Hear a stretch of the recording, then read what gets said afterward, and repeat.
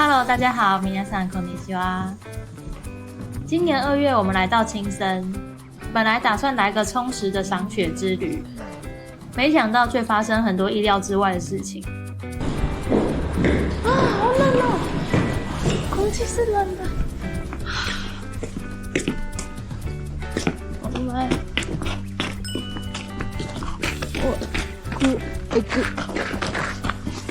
很滑呢，要穿防滑的鞋子来哟。所幸我们有安排住在星野集团的青森屋，不仅有温泉，还有许多设施，超舒服的过了一晚。一起来看看我们这次是怎么玩的吧。一早我们抵达了青森机场，就马上前往租车。青森机场的租车公司都是集中在另外一个建筑，徒步就可以走过来。因为青森原本就是冬天会积雪的地区，所以来这边租车的话都会直接配雪胎。很幸运的当天天气非常好，整个大晴天，不过路上还是有非常多积雪。边开车边看雪，真的是非常疗愈。真的蛮累的，蛮想睡的。现在外面大概0度吧，要穿厚羽绒。这边才是人行道，这边是车道，不过还好啦，没有很难走。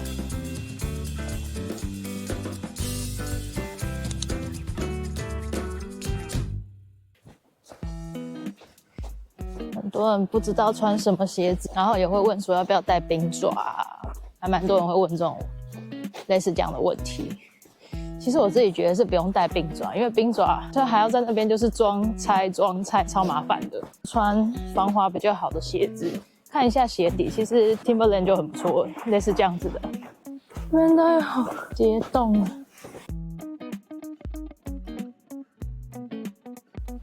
这就是有樱花那个地方哎，这每年花法有多漂亮，超级漂亮。我其实很想看这边的花法。第一站，我们来到了红前城，这里是日本国内最北边的天守阁。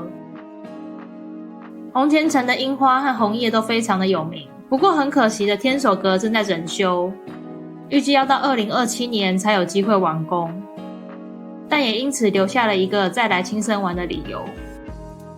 反正还会再来看一次樱花。小灯笼，我们也做个小雪人吧。像你有拍到？我们要去搭炉火列车，现在已经11点43分了，12点的车，然后还塞在这个桥上，感觉有可能赶不上。离开红前城之后，我们接着要来搭青津铁道的火炉列车。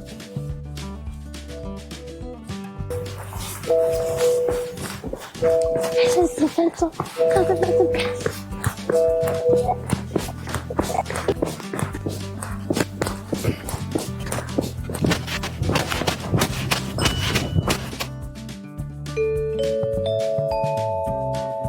让我走出列车。好，来得及，还有7分钟，可以。火炉列车是一条将近有100年历史的复古列车，就连搭乘的车站本身都非常复古，很有旧时代的味道。但到现场之后才发现火炉列车的票已经卖完，加上只有贩卖当日票的关系，不能提前预购，只好无奈放弃火炉列车的行程，但也因此又留下了一个再来青森玩的理由。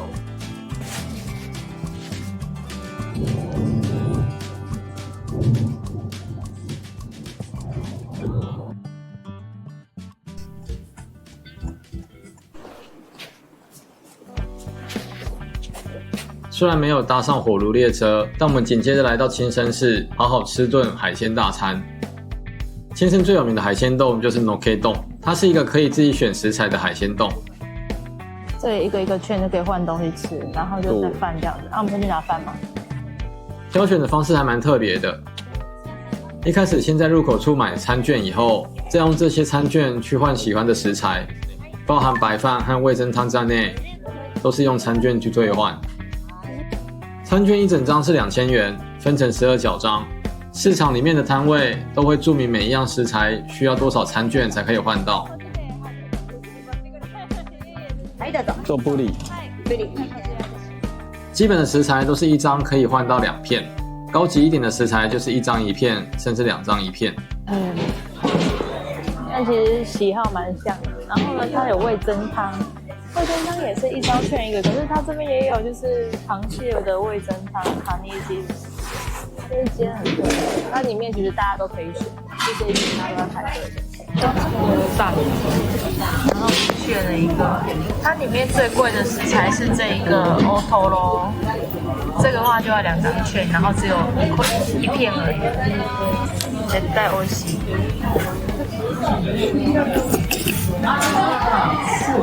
赞吗？这天我们1人分别用了1张2000元的餐券，换到的内容其实还蛮丰富的，食材很新鲜，而且还有螃蟹味噌汤。因为外国游客蛮多的，市场里面的食材大都有写英文，不过如果可以的话，还是记一下各种生鱼片的日文会比较好理解哦。太好吃了，一个个。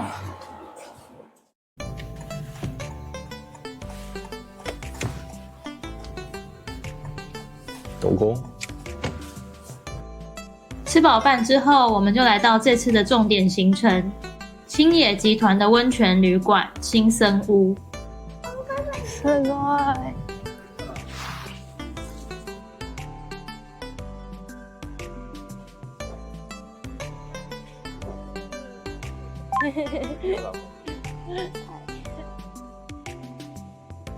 青森屋除了有温泉之外，里面还可以体验非常多的设施，加上日本国内外的团客也都会来到这里。非常建议，如果想要来这里住宿的话，要早一点来 check in。青野就是漂漂亮亮的，很符合大家期待的那种日式温泉。啊，耶，很棒耶，超可爱的！我把窗帘拉开一下。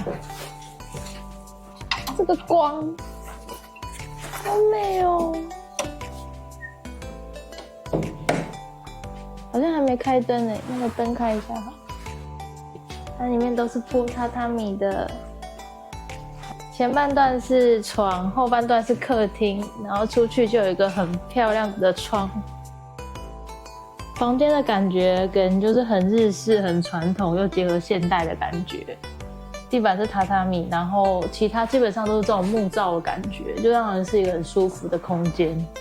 沙发的座位也蛮大的哦，是硬的，很像那种阿公阿嬷家会有的，然后再铺一个好坐垫子，然后还有他们很传统花纹的一个抱枕，这蛮有他们的风格的。简单的一些泡茶的茶具组，它是里面可能放一些水壶啊什么，它会准备给你。看看它现在冰箱里面有什么。然后就会放一个像这样子的装水的罐子，然后馆内有一些地方可以去免费装水，然后就可以用这个。他们的钥匙其实设计也都很有特色。以前去住他们其他的馆的时候，有一些设计师可能当地的鸟啊什么的。它的浴衣感觉是上下一起的 free size，上下分开的，裤子归裤子，上衣归上衣，这样子比较好活动啊，也比较好穿。他刚刚有跟我们说，浴室里面其实没有额外放太多的备品，需要牙刷啊什么的，应该连牙刷都是完全没有放的。就是去公用的，他们有放在公用的地方，那可以去自取这样子。其他的话，像是这种大罐的1瓶1瓶的，他们都是有附的。他换了耶，以前不是这个。这次入住的是最基本的房型，除了床铺的位置之外，还有一个沙发区。内部的装潢风格非常的日式，有种复古又非常淳朴的感觉。他跟我们一口气就是说明了蛮多东西。其实这里是一个蛮多可以玩的地方，看起来腹地蛮大的。我们刚刚只有看到这样子的一个空间，但其实它下面整个都是一个连接的广场，在它旁边是一个很大很大的公园。其实走过去应该也还好，不会说太远。这里面它会有一个青森很有名的马茨利的表演，这个是要另外付费的。一个人1800。我们换好衣服了，现在去玩一下，然后等下去泡汤。青森屋里面的空间非常大，设施也很多。2楼的大厅里面就有 lounge， 有提供免费的茶饮和咖啡。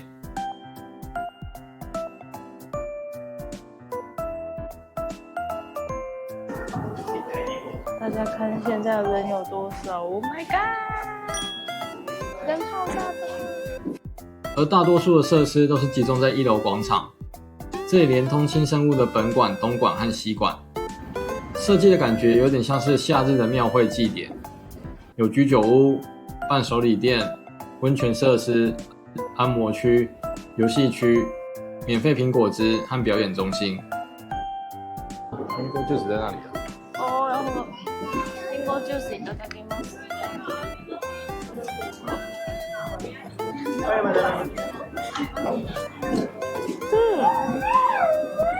超好浓好哦。房间也有放，这个好可爱哦。它这里是小朋友，这个要钱的话呢，可以在这边租这种的话就是一套是550，小朋友是330。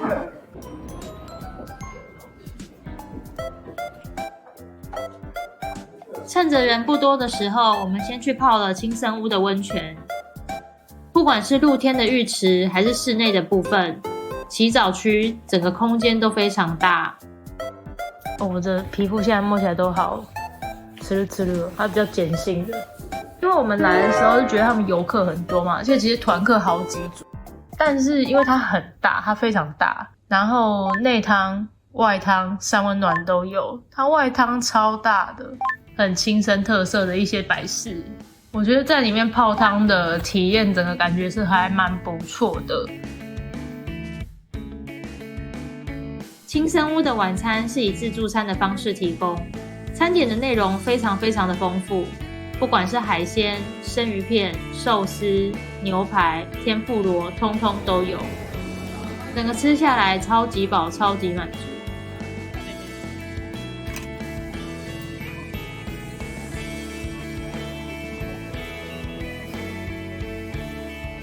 晚上9点，我们前往表演中心欣赏陆奥纪屋的演出。好漂亮哦！陆奥纪屋的表演一天有2场，它除了可以事先预约以外，也可以透过在办理入住手续的时候拿到的 QR code 来线上预约和付费。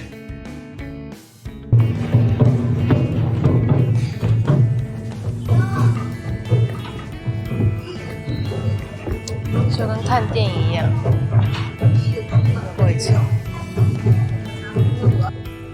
演出本身是不能拍照的，不过在入场或是演出结束之后会有开放拍照时间。表演内容跟青森的传统祭典有关，对于听不懂日文的外国人来讲，可能比较不容易理解故事内容，但表演舞蹈本身还是非常精彩，蛮推荐来看看的哦。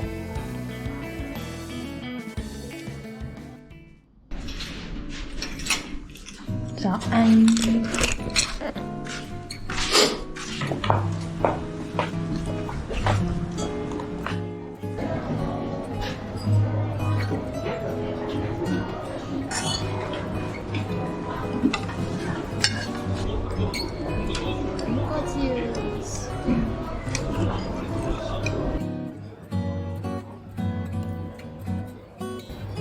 草莓。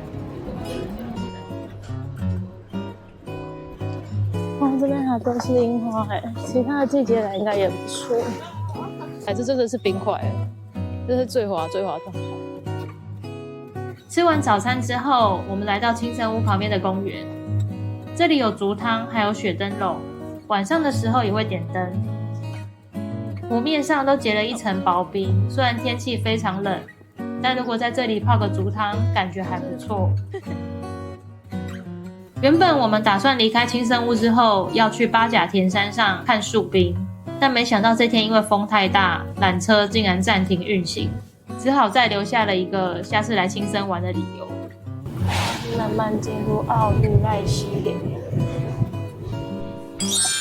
像童话故事一样，看，超美。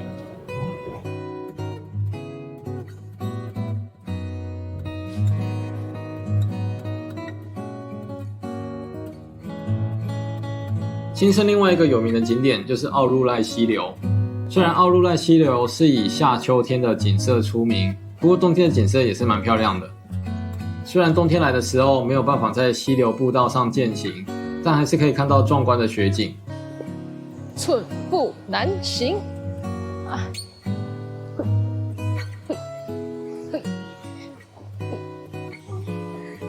这也太漂亮了吧！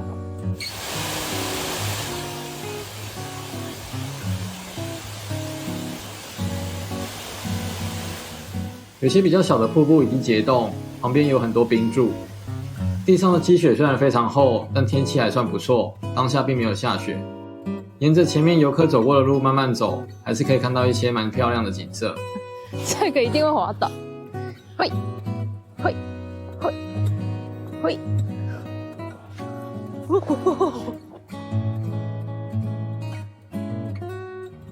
沿着奥入濑溪流，我们最后来到12天湖。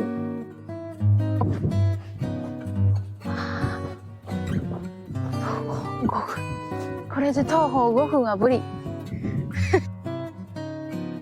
我无法，我这里没有办法走5分钟。我们就看一下漂亮的12天湖就好了。虽然景色非常漂亮，但是因为风实在太大，体感温度超级冷，没有办法待太久。我们来的时候刚好有遇到12天湖在举办小型的雪地活动——12天湖冬物语。Snow Park。这里有一些小朋友可以玩的雪上设施和摊贩，虽然天气冷，但还蛮热闹的。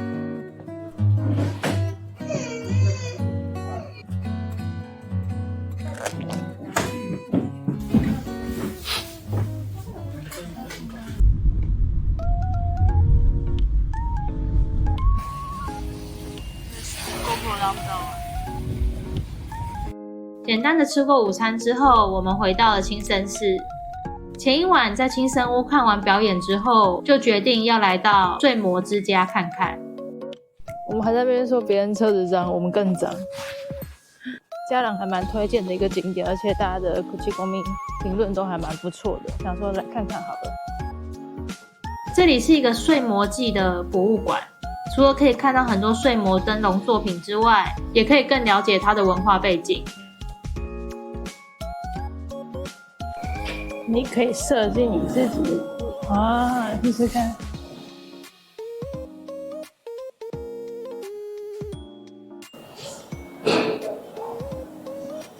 真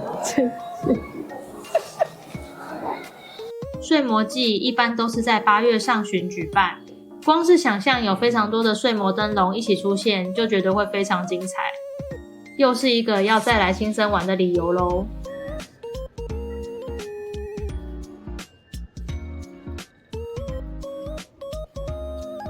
Apple Factory 好像是这里的伴手礼店，看起来蛮美的，还是给它逛一下。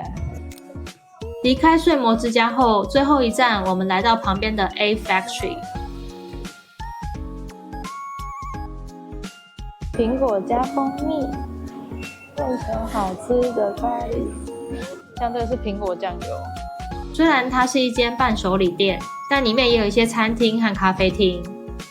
外观看起来也非常漂亮，让我们非常好奇。